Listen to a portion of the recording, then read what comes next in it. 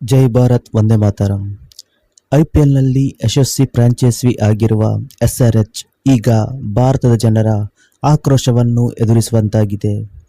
ಅದು ಕೂಡ ಶತ್ರು ರಾಷ್ಟ್ರದ ಆಟಗಾರರಾಗಿರುವ ಅಬ್ರಾರ್ ಸ್ಪಿನ್ ಬೌಲರನ್ನು ಖರೀದಿಸುವ ಮೂಲಕ ಭಾರತದ ಜನರ ಕೆಂಗಣ್ಣಿಗೆ ಗುರಿಯಾಗಿದ್ದಾರೆ.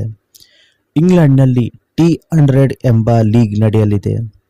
ಇದರ ಫ್ರಾಂಚೈಸಿ ಅದರ ಮಾಲಕರು ಕೆಲವು ಭಾರತೀಯರಾಗಿದ್ದಾರೆ. ಮೊನ್ನೆ ಆಟಗಾರರ ಹರಾಜು ನಡೆಯುತ್ತೆ.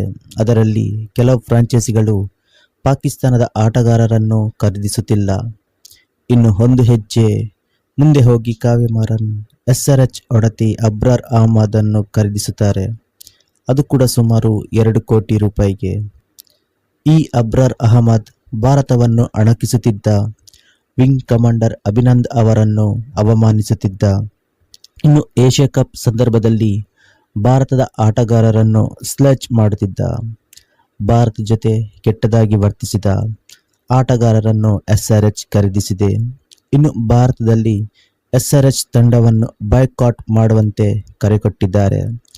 ಹರಾಜಿನಲ್ಲಿ ಹ್ಯಾರಿಸ್ ರಾಫ್ ಮತ್ತು ಶದಾಬ್ ಖಾನ್ರಂತಹ ಪ್ರಮುಖ ಪಾಕಿಸ್ತಾನಿ ಆಟಗಾರರಿದ್ದರೂ ಅವರನ್ನು ಯಾರೂ ಖರೀದಿಸಿಲ್ಲ. ಉಳಿದ ಐಪಿಎಲ್ ತಂಡಗಳು ಪಾಕ್ ಆಟಗಾರರನ್ನು ಖರೀದಿಸುವ ಧೈರ್ಯ ಮಾಡಲಿಲ್ಲ. ಕೆಕೆಆರ್ ತಂಡ ಐಪಿಎಲ್ನಲ್ಲಿ ಮುಸ್ತಫಿಜುರ್ರನ್ನು ಖರೀದಿ ಮಾಡಿತು. ಆ ಸಂದರ್ಭದಲ್ಲಿ ಭಾರತ ಮತ್ತು ಬಾಂಗ್ಲಾದೇಶ ನಡುವಿನ ಸಂಬಂಧ ಆಗ ಖರೀದಿ ಮಾಡಿದ್ದಕ್ಕೆ ಭಾರತೀಯರು ವಿರೋಧಿಸಿದ್ದರು. ನಂತರ ಕೆಕೆಆರ್ ಮುಸ್ತಫಿಜುರ್ ಕೈ ಬಿಡಲಾಯಿತು.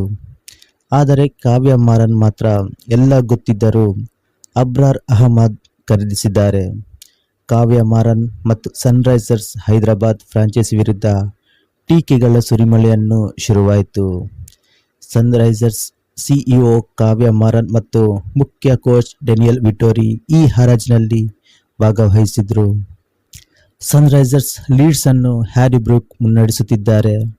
ಈ 100 ಲೀಗ್ 2026ರ ಜುಲೈ 20ರಿಂದ ಸ್ಟಾರ್ಟ್ ಆಗಿ ಆಗಸ್ಟ್ 16ರವರೆಗೆ ಇಂಗ್ಲೆಂಡ್ನಲ್ಲಿ ನಡೆಯಲಿದೆ. ಒಂದೆಡೆ ಟ್ವಿಟ್ಟರ್ನಲ್ಲಿ ವ್ಯಾಪಕ ಟೀಕೆಗಳು ಹರಿದು ಬಂದ ಬೆನ್ನಲ್ಲೇ ಎಕ್ಸ್ನಲ್ಲಿ ಸನ್ರೈಸರ್ಸ್ ಲೀಡ್ಸ್ ಖಾತೆಯನ್ನು ಎಲನ್ ಮಸ್ಕ್ ಒಡೆತನದ ಎಕ್ಸ್ ಅಮಾನತುಗೊಳಿಸಿದೆ. ಇಲ್ಲಿ ಬಿಸಿಸಿಐ ಕೂಡ ಏನು ಮಾಡುವ ಹಾಗಿಲ್ಲ. ಯಾಕೆಂದರೆ ಇದು ಫಾರಿನ್ ಲೀಗ್. ಇದನ್ನು ಇಸಿಬಿ ಕಂಟ್ರೋಲ್ ಮಾಡುತ್ತೆ, ಅಂದರೆ ಇಂಗ್ಲಿಷ್ ಕ್ರಿಕೆಟ್ ಬೋರ್ಡ್ ಕಂಟ್ರೋಲ್ ಮಾಡುತ್ತೆ. ಈ ಲೀಗ್ನಲ್ಲಿ ಬೇರೆ ಬೇರೆ ರಾಷ್ಟ್ರಗಳ ಆಟಗಾರರು ಭಾಗವಹಿಸುತ್ತಾರೆ.